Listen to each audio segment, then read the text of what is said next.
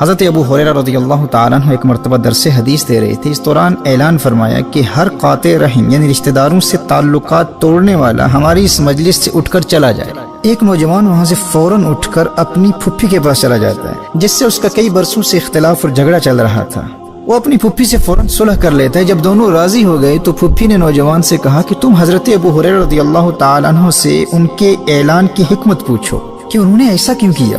جب اس نوجوان نے حاضر ہو کر پوچھا تو حضرت ابو ہریرہ رضی اللہ تعالیٰ عنہ نے ارشاد فرمایا، میں نے نبی کریم صلی اللہ تعالیٰ علیہ وآلہ وسلم سے یہ سنا ہے کہ جس قوم میں قاطع رحم ہو اس پر اللہ جل وعلا کی رحمت کا نزول نہیں ہوتا۔ غور کرنا میرے بھائی اور میری بہنوں، اگر آپ ایسی مجلس میں بیٹھے ہوئے ہیں جہاں کوئی ایسا شخص موجود ہو جو اپنے کسی رشتہ دار سے ناراض ہو، قطع رحمی کرنے والا ہو، رشتہ توڑنے والا ہو، تو اس کی موجودگی کی وجہ سے اس تمام محفل پر اللہ جل وعلا کی رحمت نازل نہیں ہوتی۔ تو آپ کا کیا خیال ہے، اگر آپ خود اس گناہ میں مبتلا ہوں، اپنے کسی رشتہ دار سے رشتہ توڑ چکے ہوں، تو کیا آپ خود اللہ کی رحمتوں سے محروم نہیں رہیں گے؟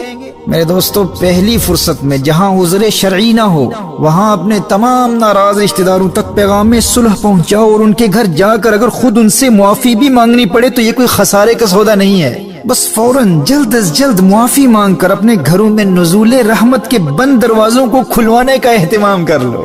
اور میرے دوست یاد رکھنا، جب نزول رحمت کے دروازے بند ہو جاتے ہیں نا تو پھر دعائیں بھی قبول نہیں ہوتی۔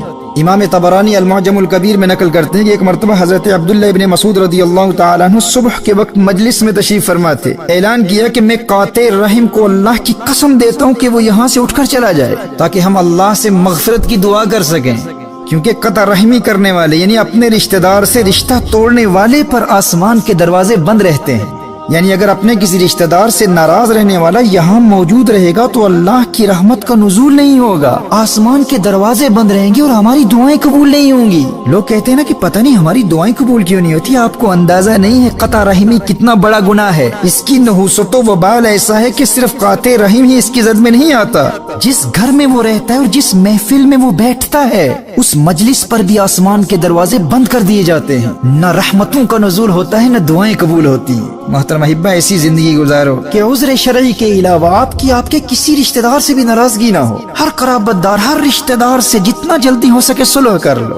آپ اپنے دل کو ایسا ہلکا محسوس کریں گے اور قلبی طمانینت اور سکینہ اور رحمتوں کے نزول کی ایسی برسات ہوگی کہ آسمان سے رحمتوں کے دروازے بھی کھل جائیں گے۔ جو مانگیں گے اللہ تعالیٰ آپ کے گمان سے بھی زیادہ آپ کو عطا فرمائے گا۔ صحیح بخاری اور صحیح مسلم کی حدیث ہے، حضرت عائشہ رضی اللہ تعالیٰ عنہ روایت فرماتی ہیں، نبی کریم صلی اللہ تعالیٰ علیہ وآلہ وسلم نے ارشاد فرمایا، الرحم متعلقۃ بالعرش تقول من وصلنی وصلہ اللہ ومن قطعنی قطعہ اللہ۔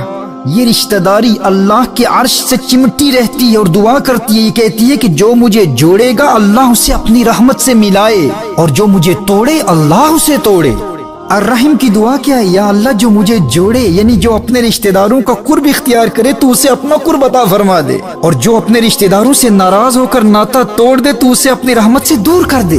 رشتہ داروں سے ناتا توڑ کر اپنے گھروں میں بیٹھے ہوئے اللہ اللہ کا ذکر کرنے والے یا دین اسلام کی تبلیغ اور دنیا بھر میں خدمت خلق کا کام کرنے والوں کو بھی اللہ کا قرب حاصل نہیں ہوتا۔ صحیح بخاری اور صحیح مسلم کی اس حدیث سے آپ کو اندازہ ہو گیا ہوگا کہ صلہ رحمی کی کتنی اہمیت ہے اور قطع رحمی کتنا سنگین جرم ہے اور کتنی بڑی محرومی ہے۔ سنیے، سنن نبی داؤد اور ترمذی کی حدیث، نبی کریم صلی اللہ تعالی علیہ وآلہ وسلم نے ارشاد فرمایا کہ اللہ ارشاد فرماتا ہے کہ میں اللہ ہوں، میں رحمان ہوں، خلقت الرحم، میں نے رشتہ داری کو تخلیق کیا، عربی میں رشتہ داری کو رحم کہتے ہیں، وشققت لها اسما من اسمی، فرمایا میں نے رشتہ داری کو اپنے نام رحمان کے مادہ سے نکال کر اس کو رحیم کا نام دیا۔ یعنی رشتہ داری اللہ کو اتنی پیاری ہے کہ اپنے نام رحمان سے نکال کر اس کا نام رحیم رکھا، اور پھر فرمایا ومن وصلها وصلته ومن قطعها قطعته، جو اسے جوڑے گا میں اسے جوڑوں گا، جو اسے توڑے گا میں اسے توڑوں گا۔ یعنی جو اپنے رشتہ داروں سے قطع رحمی کرتے ہوئے ان سے دور ہو جائے گا وہ میرا قرب حاصل نہیں کر سکتا۔